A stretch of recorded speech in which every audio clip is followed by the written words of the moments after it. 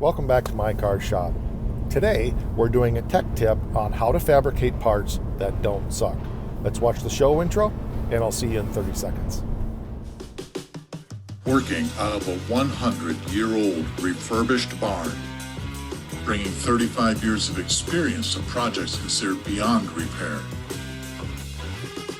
Vision, creativity, and problem solving are essential tools in this place.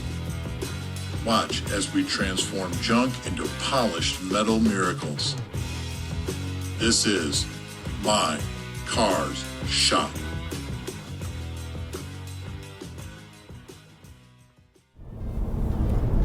So as a lot of you know, if you've been around the channel for a while, I do get some crap about not manufacturing, but fabricating the parts that I do for the cars. Most of you know the context in which why I do that, because I enjoy it.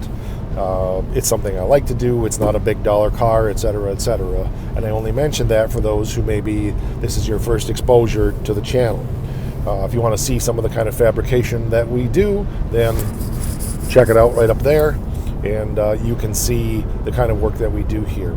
But I want to get into how to develop the skills for making parts for your car. If you want to do fabricating, if you want to make your own patches, if you want to even get into possibly making frame rails or support structures like we've done here on the channel, how do you get to the point of having those skills? First of all, I'm going to qualify and say I am not a fabricator. I fabricate stuff.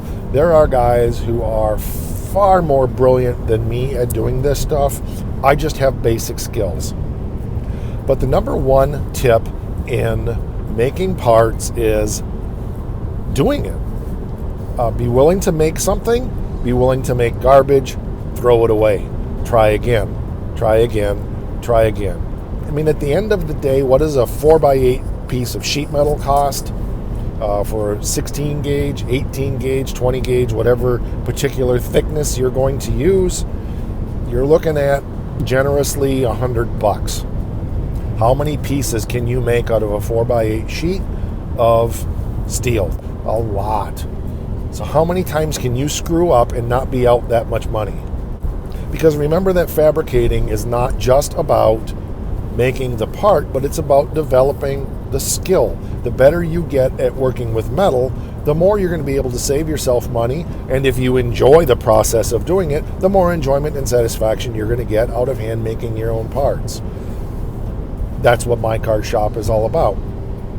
Yes, we do buy parts sometimes, as you've seen, but the more I can make by hand, the greater the sense of satisfaction I get out of turning out a high quality product. So in order to make parts that don't suck, what's the first thing you need to do?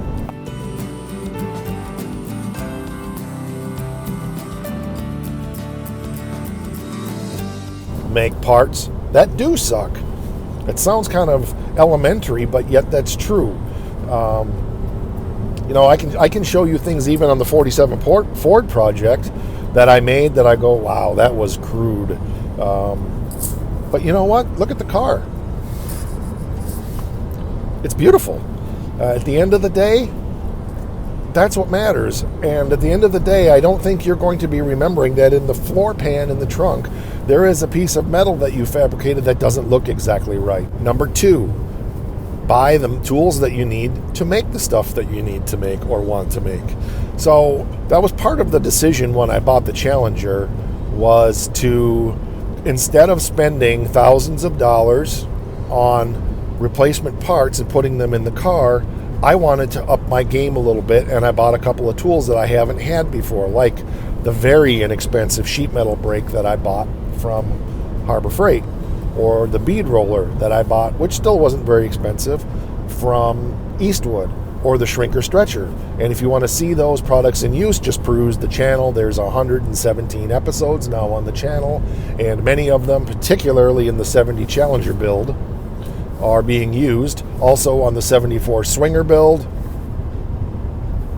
and you can see those tools in use.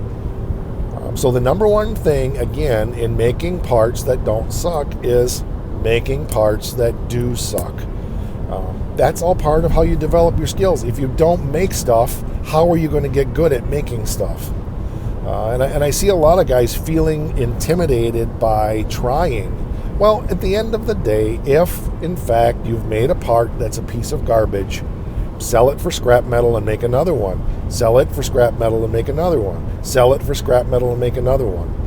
And if you've made 10 of them and they still suck, then maybe it's time to just buy that part and move on to trying something else. But the point is, many of us expect that we should be really good at something without ever putting in the time to getting good at it. So I've been doing sheet metal work for 40 years. I can promise you that the work that I did 40 years ago, it sucked bad. I remember back in the day, pop riveting pieces of galvanized metal onto quarter panels and bondoing over it. That's horrible body work, pop riveting galvanized steel onto a car. I mean, I didn't even grind the galvanizing off. I didn't know. And yet, those patches lasted as long as I had those cars. So there you go. Like I said, it's a matter of doing it. And the more you do it, the more you get good at it. Don't expect yourself to be perfect at something that you've never done before. You're going to make mistakes. But the beautiful thing about metal is, if you make a mistake, cut it apart, fix it, move it, change it, or do it again. So that's my tech tip on making parts that don't suck. And I hope you've enjoyed this. If you have, please subscribe to the channel. Hit the bell for notifications. We are also on Instagram and on Facebook, /MyCarShop. I apologize for the video not being quite as good as normal. I'm driving one of my Mini Coopers today, and my phone holder is in the truck, but I really wanted to get this out while I was thinking about it, and I had the road time today out here in the country where there is zero traffic, and I'm able to just talk to you for a little while and do this video and share it with you. So that's our tech tip video. I hope you enjoyed it, and I hope you're having a great, fantastic day. Rah!